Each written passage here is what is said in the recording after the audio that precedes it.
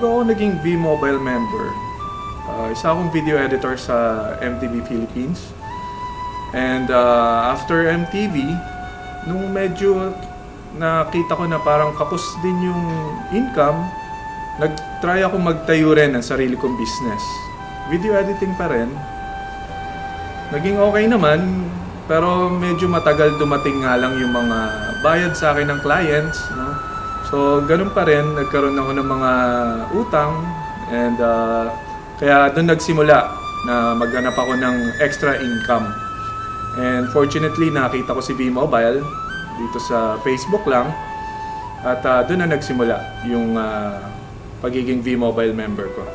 Sabi nga nila, bakit ko pinasok tong V-Mobile? Ay, isa naman akong video editor. So sa akin naman, sabi ko, kung nakita mo naman yung opportunity, lilinyahin mo talaga yan, di ba? And ito yung nakita ko sa V-Mobile. Nakita ko yung opportunity at nakita ko na mas malaki may bibigay nito sa family ko.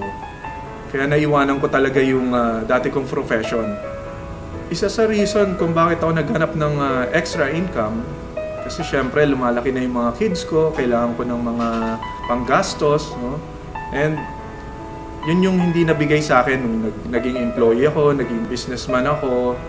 Parang laging kapos, parang laging kailangan mo maghigpit ng sinturon.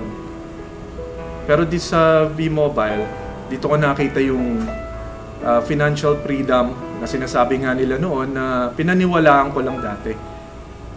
Hindi ko alam na in a short span, makakamtan pala namin yun. Nasabi dati sa akin ng kapatid ko na yung mga nasa taas lang ang daw ang kikita rito sa ganitong business. So hindi naman ako naniwala dahil nakita ko naman kung paano patakbuhin yung business that time kahit nag-uumpisa pa lang ako. So ginawa ko pa rin siya. Tapos dumating yung time nung nakabili na ako ng mga gusto ko, hindi lang yung mga kailangan ko. Doon nakita ng kapatid ko na nagkamali rin pala siya. And natuwa ako dahil nung nakita niya yung pagbabago sa buhay ko, sumali na rin siya. Sabi ko mga na-accomplish ko talaga. Yung mga utang ko, nabayaran ko talaga sa credit cards, yung 3 credit cards ko na maxed out na.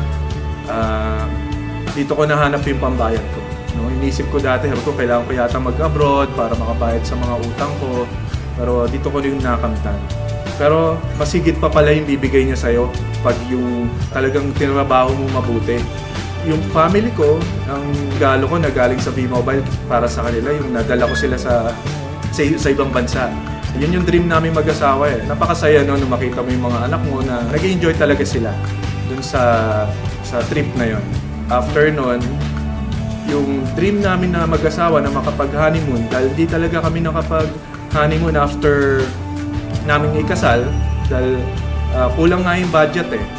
So, kaming dalawa, nakapag-honeymoon kami kahit late na sa Hong Kong. Tapos dinala ko na rin siya sa Macau. So, ang saya. Parang yung saya na hindi mo inaakalang makakamtan mo pa. Dito lang pala yon sa V-Mobile. Kung alam mo kung bakit mo kailangan gawin yung business, meron kang rason. Like for sa akin, yung family ko. Yun yung magiging lakas ng loob mo eh para gawin tong business na to. Kahit anong sabihin nila, hindi ka talaga matitinag, hindi ka agad masisiraan ng loob. Dahil alam mo, yung reason bakit mo kailangan gawin yung business. Dahil alam mo naman na tama yung kinalalagyan mo, alam mo tama ginagawa mo. Yun yung magpupush sa'yo para maging successful ka.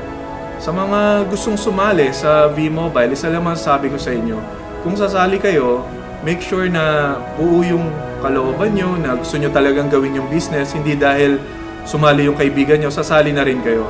So dito, kailangan nyo rin naman pagtrabahuhan talaga. Wala namang magic dito eh.